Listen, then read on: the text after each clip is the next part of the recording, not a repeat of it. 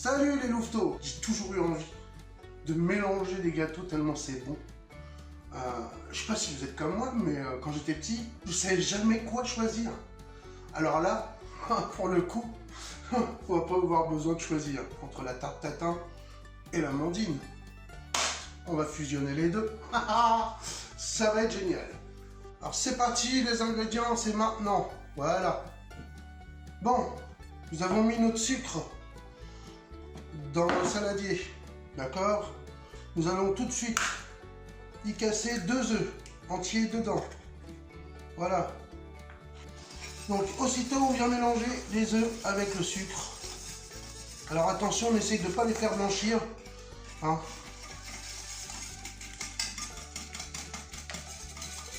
On mélange juste bien.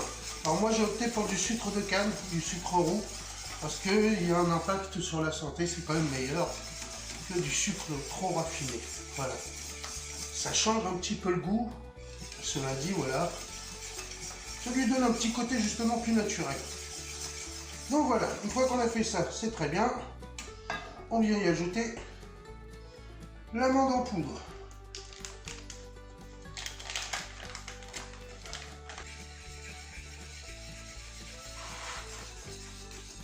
Pas compliqué, hein, jusqu'alors ça va aller. Hein. On vient déposer le beurre mou.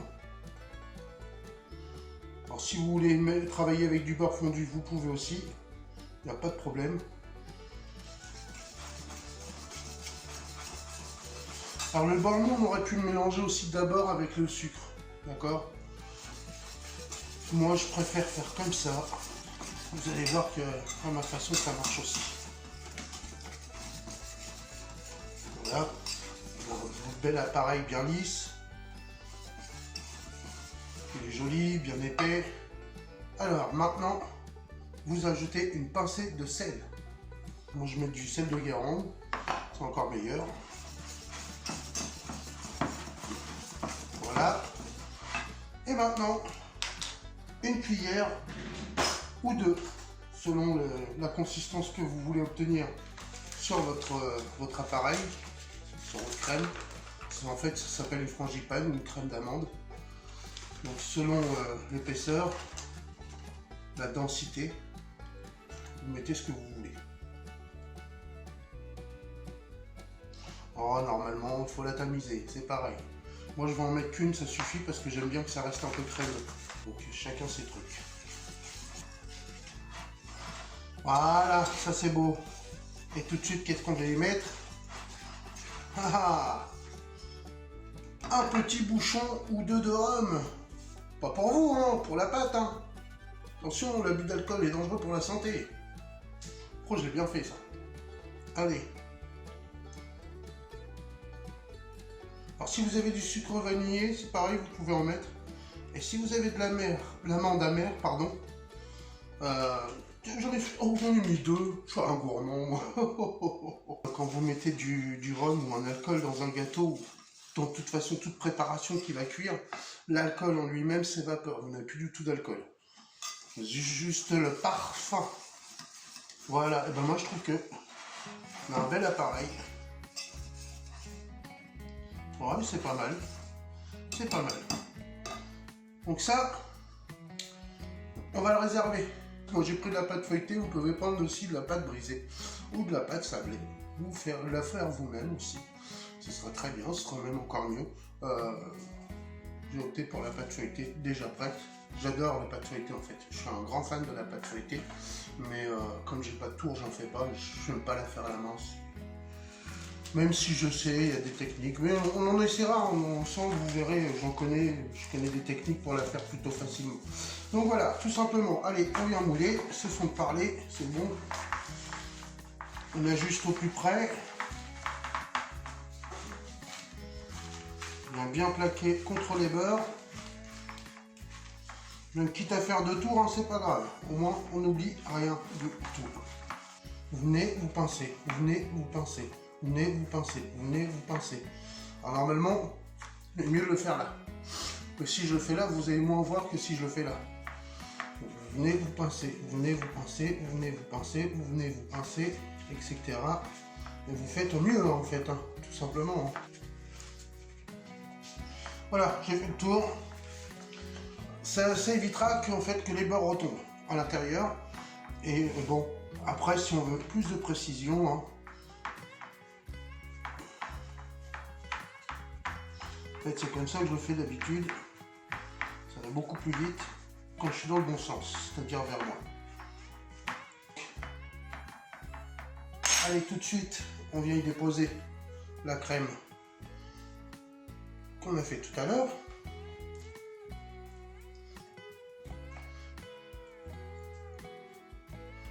Alors, normalement, on peut la pocher.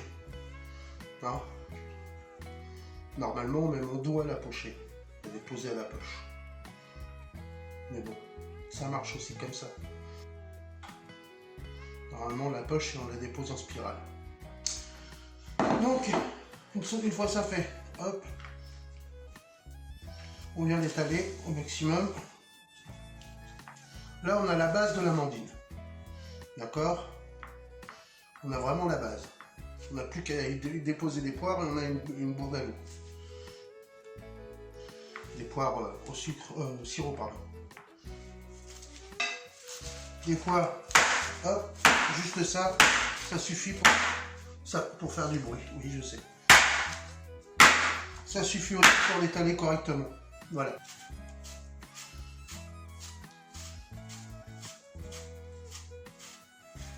Bon, on les évite, forcément.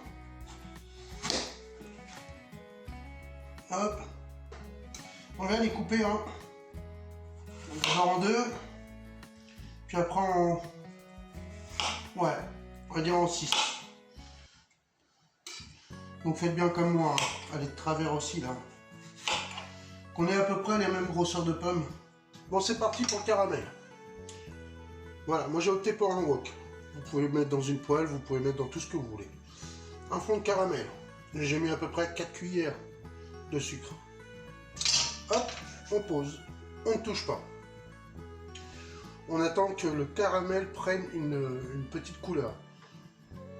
Tant qu'il n'a pas pris de couleur, on ne fait rien du tout. Et le mien a commencé à prendre légèrement. Hop, un petit trait de citron dedans. Pas plus. Voilà. Et ben c'est bon. Voilà. Hop, un petit coup de beurre dedans. Parce que là, il a commencé déjà à choper de la couleur. Et là, on va pouvoir mélanger un peu. Vous avez vu tout de suite ce que ça donne? Hop, et on vient y déposer les pommes. Alors si le caramel commence à se cristalliser un petit peu, ne vous inquiétez pas, c'est pas grave. Il n'y a aucun problème. D'accord? Parce que quand il va continuer à fondre, voilà, on vient bien enrober les pommes. Comme ça, gentiment. Une pointe de sel de Guérande. Et là, on va laisser colorer nos pommes dans le caramel, tranquillement. En les tournant de temps en temps. Pour qu'ils prennent la couleur du caramel sur toutes les faces. Ça, comment c'est joli, ça. Oh là là là là là là.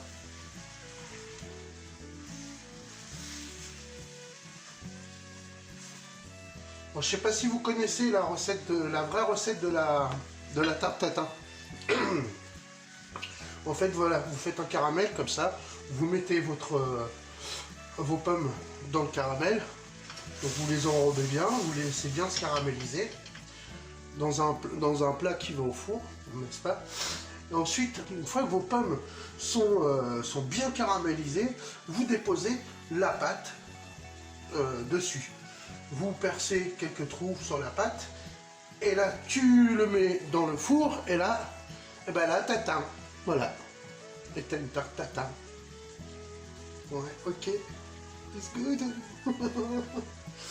Elle m'a toujours fait rire, celle-là. Elle me fait encore rire en plus. Bon, elle fera peut-être rire que moi, n'est-ce pas? Vous avez vu la couleur qu'elles prennent, là, les pommes? C'est joli, hein. C'est génial, hein. Alors là, on n'est pas trop loin de la vérité, hein. Vous avez vu?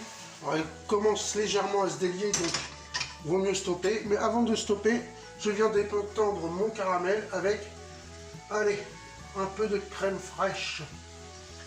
On y va.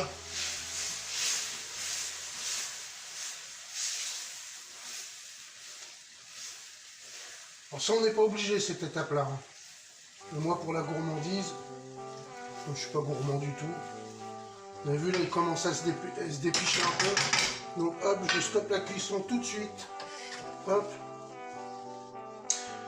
On vient tout simplement maintenant, vous venez insérer vos pommes à la fin. Une fois que tout c'est bien, que vous avez tout dispersé, vos pommes. Voilà, un peu d'amandes effilées. N'oubliez pas d'allumer votre four à 190 à peu près. Et on va le laisser 25 à 30 minutes dans le four. En surveillant, c'est notre bébé. Voilà, c'est sorti du four. Ça ressemble effectivement à une bourde à loup. Mais non, c'est pas tout à fait une bourde à loup. Et au niveau du goût, surtout, ça va y changer beaucoup. On la laisse refroidir, parce qu'on a encore un petit travail à faire dessus, pour la rendre un peu brillante. Bon les amis, voilà, maintenant ce que je vous propose de faire, c'est de lui donner un peu de brillance. Parce qu'elle reste quand même assez terne, même si elle est jolie, elle reste quand même assez terne. Donc tout simplement, dans une casserole, nous allons, hop, y verser un peu de sucre. Allez, l'histoire de 3 cuillères à peu près à soupe. D'accord? Un petit fond d'eau. Dans une tasse qui fait aller 15 centilitres, je vais mettre, on va dire 5 à 10 centilitres. Ça dépend. Non, pas trop. D'eau, on va le monter en température pour bien dissoudre le sucre dans l'eau. On va rajouter le fond d'eau, j'avais bien vu, juste au départ. Voilà. Faites à peu près un temps pour temps. 4 cuillères d'eau pour 4 cuillères de sucre. Vous en aurez largement assez. Quand on va monter en température, forcément, le sucre va se dissoudre beaucoup plus facilement. Et là, petite astuce, petite technique, c'est un petit secret que je vous donne, pour que le nappage soit un peu plus épais. Voilà, et que ça amène du goût, j'utilise de la gelée. De la gelée de fruits. Voilà, pas de la confiture parce qu'il y a des morceaux, mais de la gelée. J'adore la mûre, donc une bonne cuillère de gelée. On vient la faire fondre dans notre mixture. Ça va y donner quand même du cachet. Voilà. Parce que la mûre, c'est assez... J'allais dire l'amour, oui. C'est assez fort en goût. Donc tant que c'est pas dissous, et dissous c'est pas cher, tant que c'est pas dissous, vous remuez. Voilà. Voilà, là c'est bien dissous. Voilà. Ça a une jolie couleur. Je sais pas si vous voyez bien. Voilà. Faut qu'on peut stopper. Hop. Et sans plus attendre, on va badigeonner notre tarte. Allez, on y va. Donc, hop, avec un pinceau, on imbibe. Alors, il n'est pas question de... Non. Là, il est question de venir déposer. Voilà. Gentiment. En même temps, ça va combler les petits trous, les aspérités, tout ça. Ça va lui donner du cachet. D'aspirine parce qu'elle a mal à la tête. Vous voyez, tout de suite, ça lui donne un autre aspect. Voilà, tout simplement. Vous avez une jolie tarte qui brille dans la nouille. Voilà. Bon les louveteaux, voilà. Je suis plutôt content du rendu. Vous pourrez dire qu'on a fait ensemble, qu'on a revisité ensemble 2 classiques. Et même mieux, on a fait même mieux que les 2 revisités, 2 grands classiques de la pâtisserie. On les a fusionnés, carrément. Bah, allez, soyons fous. Venez des fous, nous. J'espère que vous vous amuserez à refaire cette recette et puis surtout que vous apprécierez et que vous régalerez surtout. Allez, bisous.